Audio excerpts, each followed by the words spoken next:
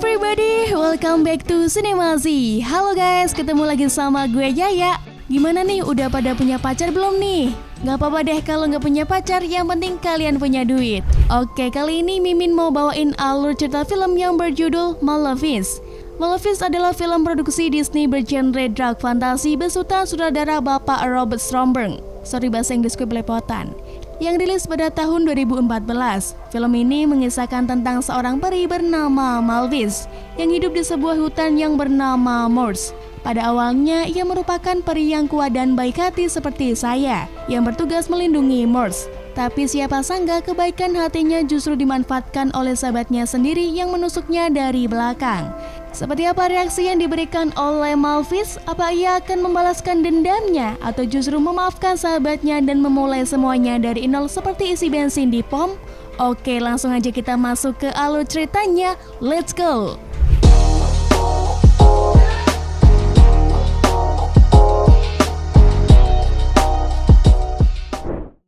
Film diawali dengan suara seorang ibu-ibu yang sedang mendongeng.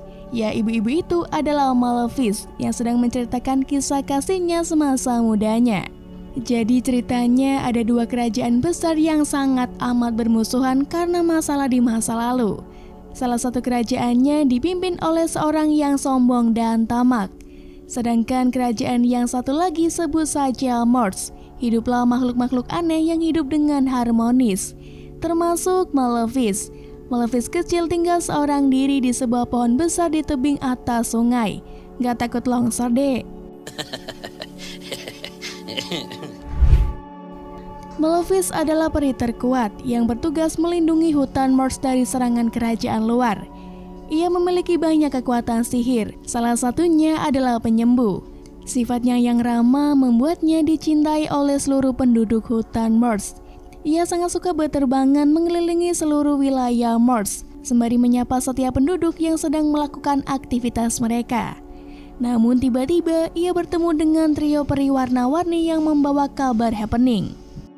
Dengan perdebatan yang gak begitu penting, para peri warna-warni pun akhirnya memberitahu Malefice bahwa penjaga perbatasan Moors menemukan manusia di kolam permata. Tanpa babi bu, Malefice kecil yang pemberani pun segera menghampiri keberadaan manusia itu. Atas perintah Malefice, manusia itu pun menampakkan dirinya di hadapannya dengan sedikit ragu. Ternyata dia cuma bocil FF, enggak, maksudnya anak remaja lelaki yang ketahuan mencuri permata di hutan Moors. Namanya Stephen, kalau dilihat sepertinya dia seumuran dengan Malefice secara fisik. Mereka pun memutuskan untuk berteman setelah Stephen mengembalikan permata yang ia curi.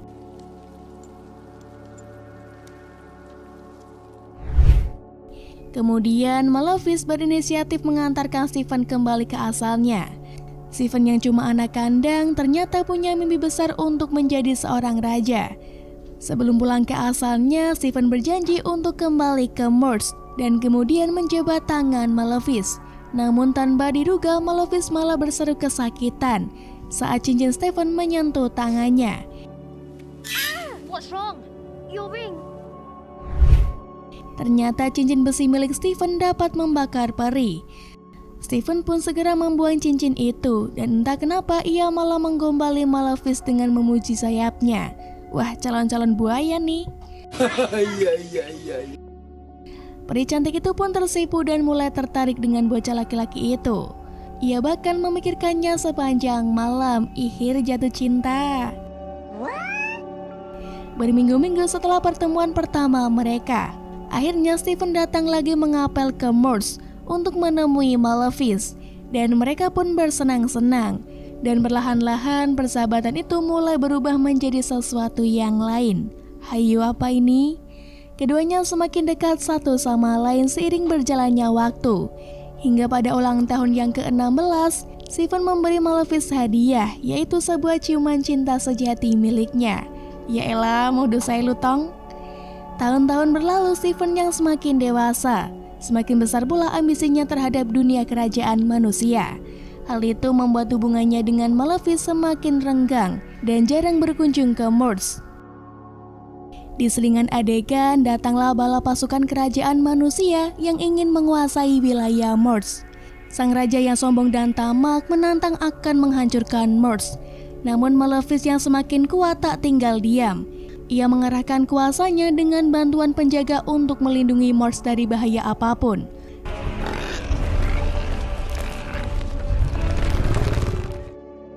Raja berhasil diserang oleh Malefice dan terjatuh dari kudanya. Namun Malefice terluka saat lengan raja yang menggunakan sarung tangan besi menyentuh bahunya. Tanpa perlawanan yang cukup sengit, kerajaan manusia pun didebak mundur dan mengalami kekalahan, mampus. Mereka pun kembali ke tempat asalnya. Setelah pulang ke istana, sang raja ternyata tepar dan sepertinya sudah OTW meninggoy. Ia pun membuat sayembara, barang siapa yang bisa menaklukkan hutan Merz, dialah yang akan menjadi raja selanjutnya. Stephen si babu kerajaan mendengar hal tersebut dan berniat untuk ikut sayembara tersebut. Karena dari kecil ia sudah bosan hidup miskin dan ingin menjadi raja. Ia pun segera pergi ke Merz dan bertemu Malefice. Saat bertemu, keduanya pun melepas rindu setelah sekian lama tak berjumpa. Keduanya mengobrol sampai larut malam hingga Malefice bobok cantik setelah meminum air yang diberikan Stephen. Ternyata airnya sudah dicampur oleh ramuan obat tidur. Stephen mencoba membunuhnya saat ia tertidur, namun ia tidak sampai hati melakukannya. Dan akhirnya hanya mengambil kedua sayap Malefice yang diserahkan pada raja sebagai bukti, seolah-olah ia telah membunuh peri pelindung Merz itu.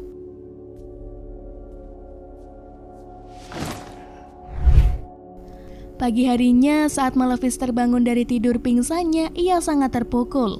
Saat mendapati sayapnya sudah hilang, ia tidak habis pikir bisa-bisanya lelaki yang paling dicintainya tega melakukan hal tersebut demi kekuasaan semata. Dan benar, Stephen akhirnya diangkat menjadi raja baru di kerajaan manusia. Di sisi lain, dengan sisa kekuatan yang ada, Malefice yang masih belum bisa menerima kenyataan, mencoba untuk menjadi pribadi yang baru, peri yang kuat dan dendam yang membara. Ia membuat tongkat dan membuat gagak hitam sebagai ajudannya menggunakan sihir yang masih ia miliki. Gagak itu disihirnya menjadi gagak yang bisa berubah menjadi makhluk apapun yang ia kehendaki, termasuk manusia. Suatu hari gagak dikirim untuk menjadi mata-mata di kerajaan Stephen. Dan kebetulan saat gagak sampai di istana, Raja Stephen sedang melakukan pelantikan jabatan dan sudah ada seorang ratu yang mendampinginya. Malefice yang mengetahui hal tersebut pastinya geram dong. Ia sangat murka dan membuat seluruh penjuru Merz menjadi suram.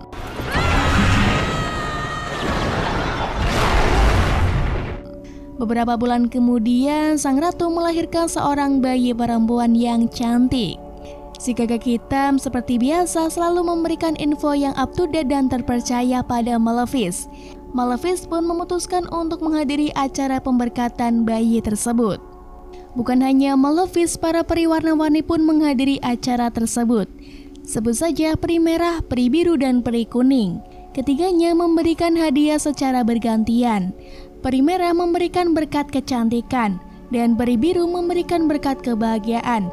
Sedangkan saat peri kuning akan memberikan hadiahnya, muncullah Malefice tak diduga.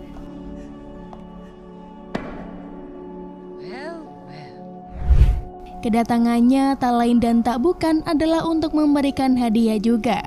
Hadiah yang diberikan yaitu sebuah kutukan. Listen well, all of you. Sebelum matahari terbenam saat ulang tahunnya yang ke-16, dia akan menusuk jarinya dengan jarum alat vital dan tertidur selamanya seperti orang mati. Panik gak? Panik gak? Paniklah, masa enggak? Panik gak? Raja yang mendengar kutukan tersebut mendadak panik dan berlutut memohon pada Malefice agar mencabut kutukannya yang mengerikan itu. Namun peri itu menolak. Ia hanya memberikan syarat untuk membangunkan putri dari tidur panjangnya. Ia berkata bahwa hanya ciuman cinta sejati yang dapat membangunkan sang putri nantinya. Karena ia pikir bahwa ciuman cinta sejati itu tidak pernah ada. Malefice pun segera meninggalkan istana setelah ia selesai dengan tugasnya. Sang raja yang mengerti betul apa yang dimaksud oleh peri itu segera memerintahkan semua orang untuk membawakan semua alat vital yang terdapat di area kerajaan. Kemudian ia mengurung diri di istana dengan perasaan ketakutan. Sementara prajuritnya dikirimnya pergi jauh dan menyebar untuk membunuh Malefice. Namun Malefice membuat tembok perisai yang kokoh mengelilingi Morse agar tidak bisa dimasuki manusia. Sementara itu, sang putri atau bisa dipanggil Aurora diungsikan ke sebuah tempat terpencil dengan trio peri warna-warni sebagai pengasuhnya. Tapi tidak ada satupun dari peri itu yang menjalankan tugasnya dengan benar. Mengetahui hal tersebut, Malefice pun menyusul keberadaan Aurora. Bukannya membunuh bayi lemah tersebut, Malefice dan si Gagak justru membantu merawatnya secara diam-diam. Dan mereka bertiga tumbuh berdampingan satu sama lain hingga Aurora remaja. Malefice yang melihat Aurora mengendap-endap penasaran. Menyihirnya menjadi tidur dan melayang. Ia membawa gadis itu memasuki kawasan Morse yang terlarang dimasuki manusia. Begitu Aurora sadar, ia terlihat sangat bahagia melihat pemandangan malam hari di Morse. Ia pun tak takut sama sekali pada sosok Malefice. Bahkan Aurora menganggapnya sebagai ibu peri pelindungnya. Dan mereka pun beserta Gagak berkenalan secara resmi. Di saat Aurora merasa sangat gembira dan mulai banyak bicara, Malefice kembali meniupkan sihirnya agar gadis itu tertidur dan melayang kemudian mengembalikannya pulang. Kita kembali ke istana Raja Stephen. Di sana rupanya ia menjadi semakin edan. Dia sering mengobrol dengan sayap Malefice yang dipajangnya di ruang pribadinya. Sampai-sampai istrinya meninggal karena tidak kuat dengan keedanan Raja Stephen. Raja Stephen tak habis-habisnya memikirkan bagaimana caranya untuk membunuh Malefice. Keesokan harinya, lagi-lagi Aurora diajak berkunjung ke Morse. Mereka semakin akrab dan saling menyayangi satu sama lain. Bahkan Malefice sempat mencoba mengangkat kutukan yang dulu dilontarkan pada gadis itu. Let it be no more! I revoke my Namun percuma, usahanya selalu gagal. Kutukan itu hanya bisa dihilangkan dengan ciuman cinta sejati. Pada suatu hari yang cerah secara mendung, Aurora tentu saja sedang bermain dengan Malefice di Morse. Mereka merencanakan supaya Aurora hidup mandiri di Morse dengan Malefice. Karena sebentar lagi usianya 16 tahun. Ia pun segera pulang untuk meminta izin pada ketiga bibi perinya. Namun saat di perjalanan pulang, ia bertemu dengan pangeran tampan bernama Flip. Ternyata Flip tersesat saat sedang mencari jalan menuju kerajaan Stephen. Malefice dan Gagak yang mengintip dari kejauhan memikirkan menjadikan Flip sebagai jalan keluar untuk menghapuskan kutukan jahatnya. Sesampainya Aurora di rumah, ia segera mengutarakan rencananya pada bibi-bibi perinya. Tapi karena ulah mulut peri merah yang sedikit lost doll, rahasia yang selama 16 tahun ini dijaga, akhirnya tak sengaja terbongkar. Bahwa Aurora adalah putri dari Raja Stephen yang diasingkan di hutan terpencil. Mereka pun menceritakan semua yang dahulu pernah terjadi. Bahwa Aurora dikutuk oleh peri jahat bernama Malefice. Aurora yang mendengar kenyataan pahit itu segera menemui Malefice. Mereka pun jujur-jujuran dengan bumbu bawang merah yang di mana-mana. Nangis maksudnya. Aurora yang perasaannya masih sangat terpukul segera bergegas menunggangi kudanya menuju kerajaan Stephen. Sesamanya di istana, bukannya disambut dengan senyuman lebar ala Joker oleh ayahnya. Justru Aurora dikunci di kamarnya sendirian. Stephen terlihat sedang sibuk merencanakan sebuah misi bersama pasukannya untuk perang melawan Malefice. Aurora hanya bisa menuruti perintah ayahnya itu. Namun saat ia sedang berada sendirian di kamarnya, tiba-tiba saja ada bisikan-bisikan yang datang entah dari mana, menariknya untuk segera mengikutinya. Bisikan itu mengarahkan ke dalam sebuah ruangan yang penuh dengan alat vital yang sudah dihancurkan.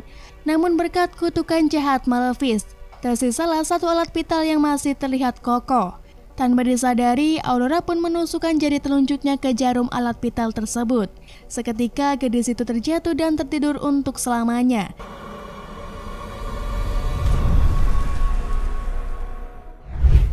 Di hutan, Malefice menghampiri Pangeran Flip yang masih tersesat. Ia meniupkan bubuk sihirnya pada pangeran itu agar tertidur dan membawanya ke istana Raja Stephen untuk menjadi penangkal dari kutukan jahatnya. Namun setulus apapun Pangeran Flip mencium Aurora, gadis itu tetap tertidur dan lelap di kasur empuknya. Sang pangeran tampan pun menyerah dan segera pergi dari kamar Aurora. Malefice yang mengintip dari luar jendela mencoba menghampiri putri tidur itu. Ia merasa sangat menyesal dengan kutukan yang dahulu ia berikan pada putri Aurora. Dulu ia hanya diselimuti oleh kekalutan atas perasaan dendam pada Raja Stephen. Kalau kata pepatah mah, mulutmu harimaumu. Malefice mencium kening Aurora dengan lembut dan berlinang air mata. Dan Tara, tanpa diduga-duga, Putri Tidur pun langsung membuka matanya dan memanggilnya dengan senyuman manis yang menghiasi wajah cantiknya.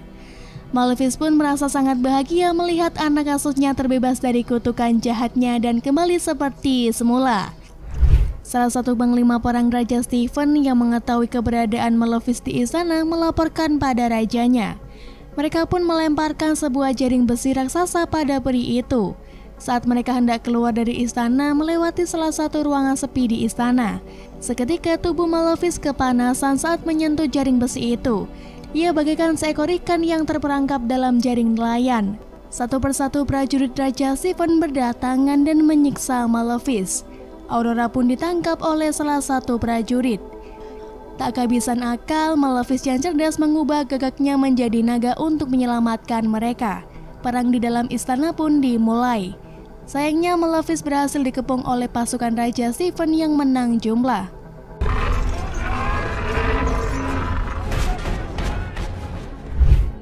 Tapi untungnya Aurora berhasil melarikan diri ke dalam ruangan khusus milik ayahnya.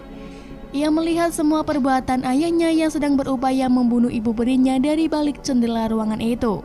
Ia memikirkan bagaimana caranya untuk menyelamatkan Malefice dari kebusukan ayahnya. Di dalam ruangan itu, Aurora mendapati sebuah lemari yang berisikan sepasang sayap yang terikat kuat.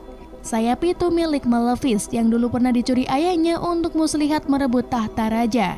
Dibukalah lemari itu dan dilepaskannya sayap itu agar kembali pada pemiliknya. Malefice pun mendapatkan kembali sayapnya di hadapan Raja Stephen. Raja yang semakin panik kemudian memerintahkan seluruh pasukannya untuk menyerang Malefice dengan alat perang yang ia buat menggunakan bahan dasar besi. Malefice yang mendapatkan kembali sayapnya kembali menjadi sangat kuat dan tak terkalahkan. Ia pun membawa Raja Stephen ke atas istana dan menghadapinya secara pribadi. Yo kan gentle. Namun Raja Stephen yang licik justru mendorong Malefice dari sana.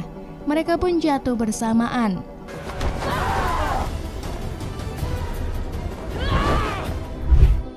Tapi kayaknya Stephen lupa deh kalau Malefice punya sayap.